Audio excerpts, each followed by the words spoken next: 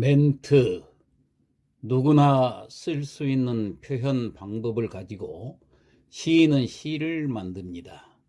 단지 일반인과 시인의 차이가 있다면 누구나 쓰는 표현 방법을 시인은 조금 더 능숙하게 사용할 수 있다는 점밖에 없습니다.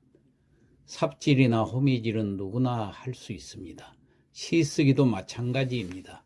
다만 무엇을 연습해야 하는지를 분명히 알고 써야 합니다. 그래서 시쓰기의 이론을 알고 쓰면 누구나 시를 좀 더 잘 쓸 수 있습니다. 자, 오늘 이 시간에는 의인법과 화류법에 대해서 설명하겠습니다. 먼저 의인법이란 무엇인가? 의인법이란 사물이나 사람이 아닌 생물에 사람과 같은 성질을 부여해서 표현하는 비유를 말합니다. 그러니까 의인법은 동식물이나 무생물과 같이 사람이 아닌 것에다가 인격적 요소를 부여해가지고 사람의 감정이나 생각을 가지고 행동하는 것처럼 표현하는 비유법입니다. 예를 들어 볼까요? 고개를 숙이는 발, 속삭이는 파도, 인사하는 바람, 이렇게 사람이 아닌 동물이나 사물, 자연물들이 마치 사람이 하는 것처럼 노래하고 이야기하고 나들이 가는 것처럼 표현하는 것이 바로 의인법이라는 얘기입니다. 이렇게 표현하면 무감정적이고 딱딱하게만 느껴졌던 그 대상이 사람처럼 감정이나 느낌을 가진 것처럼 친밀하고 재미있게 느껴지는 효과를 가져다 줍니다. 이런 의인법은 시에서 자주 사용되기 때문에 단순히 정의를 아는 것에서 멈추지 말고 실제 시에서 찾아내고 의인법적 관점에서 해석까지 할 수 있어야 합니다. 자, 예를 들어 볼까요? 향수, 정지용, 넓은 벌 동쪽 끝으로 옛 이야기 지줄되는 실개천이 회돌아 나가고 얼룩배기 황소가 해설피 금빛 게으른 울음을 우는 곳. 자, 이 시를 봅시다. 실개천이 마치 사람처럼 옛 이야기를 말하는 것처럼 표현을 했죠. 옛 이야기를 지줄대는 것은 동물이나 무생물이 아닌 사람만이 할 수 있는 행동입니다. 그런데 실개천이 고향의 사람들처럼 옛 이야기를 말하는 것을 통해서 고향의 향수와 그리움을 표현하고 있는 시인 것입니다. 자, 또 하나 볼까요? 광야 264. 모든 산맥들이 바다를 연모해 휘날릴 때에도 차마 이곳을 범하든 못하였으리라. 이 시에서도 산맥들이 바다를 사랑하는 것으로 표현을 했습니다. 사랑이니 연모니 하는 감정도 사람의 특성이기 때문에 바다를 마치 사람이 사랑하는 것처럼 표현한 것입니다. 이게 바로 의인법입니다. 자, 또 하나 볼까요? 쌀의 노래 이혜인.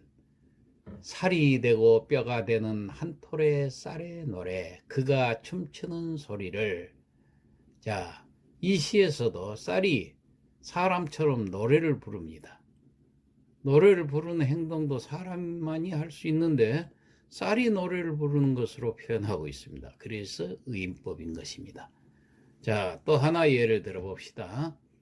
등꽃 아래서 송수관.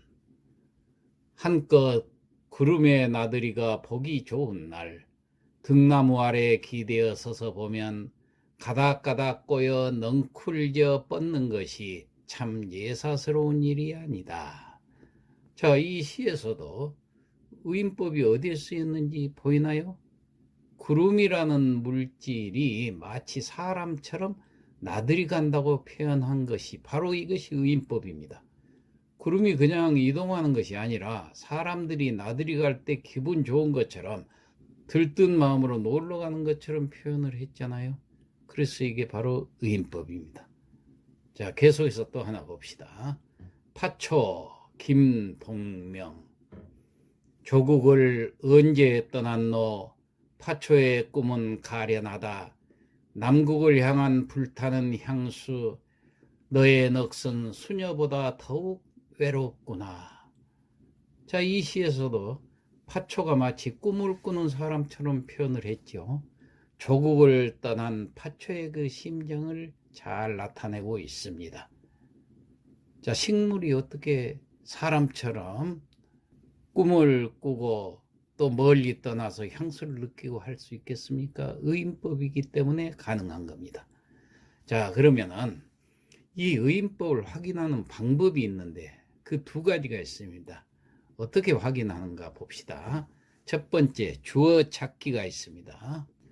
위에서 예시를 든 그 시에서 보면은 주어는 사람이 아니라 사물이 되죠. 자, 다음 19에서 주어와 수어를 이렇게 한번 찾아봅시다. 옛 이야기 지줄되는 실개천이 회돌아 나가고, 여기서 주어는 실개천이 되고 수어는 지줄된다. 그렇게 되죠. 다음 바다를 연모해. 자, 이 대목도 주어는 바다가 되고 수어는 연모하다가 되죠. 또 한 톨의 쌀의 노래. 이 문장에서도 주어는 쌀이 되고 수어는 노래를 부르다가 되죠. 구름의 나들이. 여기서도 구름이 주어가 되고 나들이 나가다가 수어가 됩니다. 또 파초의 꿈은 가련하다. 여기서 주어는 파초가 되고 수어는 가련하다가 되지요. 이렇게 주어를 우리가 찾아보면은 그 주어가 사람이 아닌 실물인데도 불구하고 사람처럼 수어가 동작을 하고 있지요. 이런 것을 가리켜서 의인법이라고 그런다고 그랬어요. 하나 더, 사람의 공통적인 특성의 행동 찾기가 있습니다. 자, 이 예문에서 수어들을 보면은 사람이 하는 행동들이 나타난 것을 알 수 있습니다. 즉, 이야기를 지줄댄다든가 꿈이 가련하다든가 노래 등 무생물인 주어를 인간처럼 행동하는 것으로 표현하고 있습니다. 그래서 이 주어하고 수어를 찾아보면 이게 의인법인지 아닌지 우리가 판단할 수 있다는 얘기입니다. 자, 그러면은 의인법과 비슷한 것으로서 화류법이라는 게 있습니다. 자, 화류법이란 건 무엇인가? 화류법이라는 것은 살아있지 않은 무생물을 살아있는 것처럼 표현하거나 감정이 없는 것을 감정이 있는 것처럼 표현하는 것을 말합니다. 자, 우리 주변에서는 생명이 없는 무생물이 많이 있습니다. 바위라든가 구름, 배, 비행기, 책 등 생물의 범주에 들어가지 않는 대상들이 여러 경험을 하면서 어느 순간 감정을 느끼고 마치 생물인 것처럼 느껴질 때가 있습니다. 구름이 새처럼 날아다니는 것처럼 느껴질 수가 있고 바위가 숨 쉬는 것처럼 생생하게 느껴질 수도 있습니다. 이렇게 무생물이 마치 살아있는 것처럼 표현하는 것을 가리켜서 화류법이라고 합니다. 주로 시나 동화 같은 문학작품에서 자주 사용이 됩니다. 비유법 종류 중에서 하나인 이 화류법은 의인법과 유사하긴 하지만은 오직 물, 바람, 하늘 등과 같은 무생물만 사람처럼 비유한다는 점에서 차이가 있습니다. 예를 들어서 잠자는 바다, 숨 쉬는 바람, 춤추는 불, 이런 표현들이 화류법입니다. 또 어둠은 새를 낳고 돌을 낳고 꽃을 낳는다. 또 애수는 백로처럼 날개를 펴다 등에서처럼 실체조차 없는 어둠이라든가 예수가 마치 살아있는 유정물의 생리현상이나 행동 양상을 보이는 것으로 표현되는 것도 의인법의 예로 보기도 하고 이를 따로 분리해서 화류법의 예로 보기도 합니다. 또 성난 파도에서 파도는 무생물이지만 성났다는 마치 생명 있는 생물처럼 표현한 것이죠. 또 꼬리를 감추고 달리고 있는 기차, 여기서도 기차도 무생물이지만 꼬리를 감추며 달리는 모습은 마치 동물을 연상하게 하죠. 이처럼 무생물이 마치 생명을 가진 살아있는 존재처럼 느끼게 만드는 것이 바로 화류법의 효과입니다. 자, 그럼 화류법이 사용된 예시를 좀 더 살펴볼까요? 아침 이미지, 박남수. 어둠은 새를 낳고 돌을 낳고 꽃을 낳는다.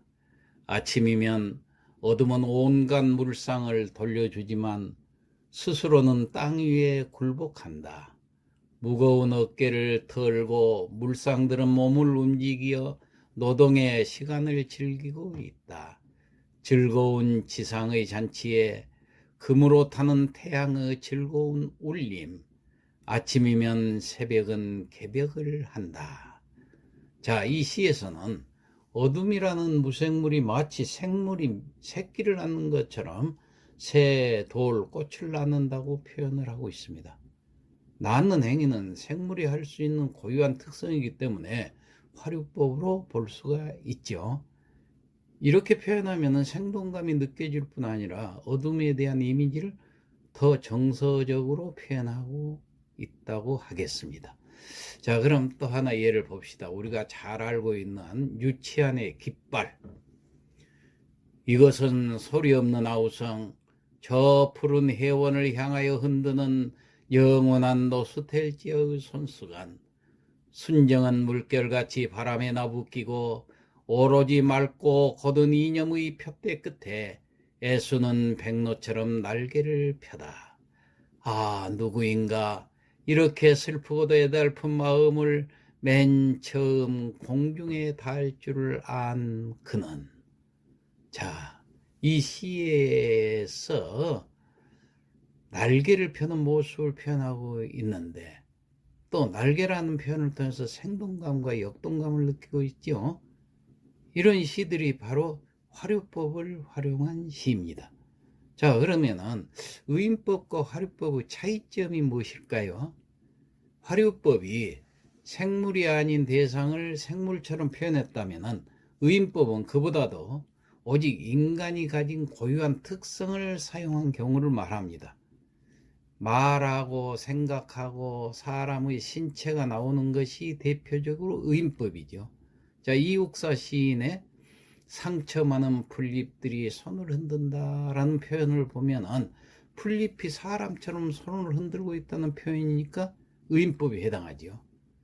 즉 무생물이 생물처럼 표현되면서 일단 화류법 또는 의인법이라고 생각한 후에 이 속성이 인간만 가질 수 있다면 의인법이 되죠.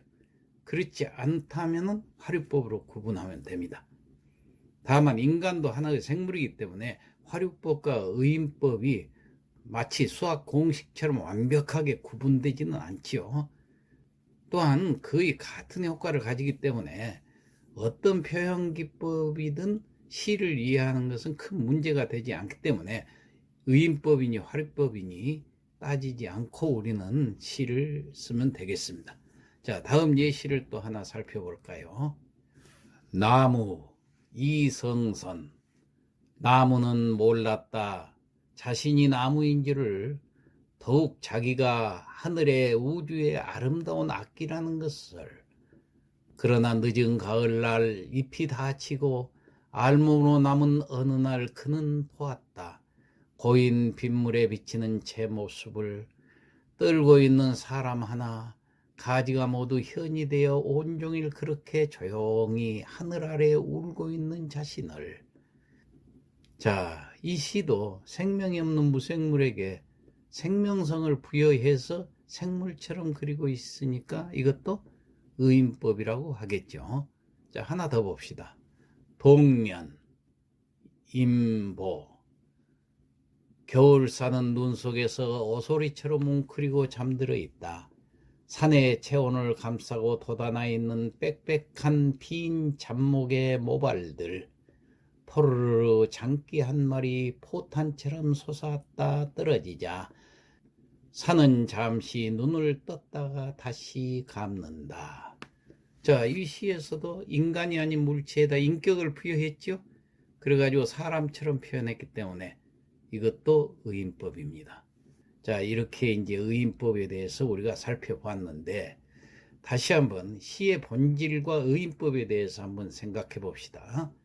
생명이 없는 추상적 관념이나 무생물을 생명이 있는 존재로 바꿔놓는 표현이 의인법이라고 그랬죠. 그래서 의인법은 대상을 꼭 인간화하지 않는다 하더라도 성립될 수 있습니다. 모든 생명은 본질적으로 인간의 생명과 같은 것이라는 사고가 무생물을 생물화시키는 바로 이 의인법을 뒷받침하고 있는 것입니다. 자, 시를 한번 볼까요? 아침이면 눈을 부라리고 꽈리를 부는 짐승이 있다. 중략. 지루한 소가리를 외색 못하는 진용일. 부신 가루를 회수에다 환약을 빚고 나면 저녁이다. 장엄하게 투약을 받아먹고는 잠이 드는 짐승이 있다. 자, 이 김광림의 산사에 대한 전문입니다. 이 시에서는 무생물인 산이 생명이 있는 짐승으로 바뀌어져 가지고 의인법을 이루고 있습니다. 천년에 꽈리를 부는 짐승은 등성이 너머로 아침 해가 막 솟아오른 산이고, 마지막 년의 투약을 받아먹고 잠이 드는 짐승은 일몰과 함께 어둠 속에 묻히는 산입니다. 이 시에서 붉은 아침 해가 꽈리로, 지는 저녁 해가 환약으로 비유되고 있습니다. 기발한 발상이죠. 또 산 전체가 꽈리를 불고 환약을 받아먹는 짐승으로 의인화함으로써 상식의 틀을 벗어난 새로운 모습을 보여주고 있습니다. 그 산은 살아있는 짐승이니까 그만큼 신비로운 느낌도 크지요. 자, 이렇게 의인법에 대해서 살펴보았습니다.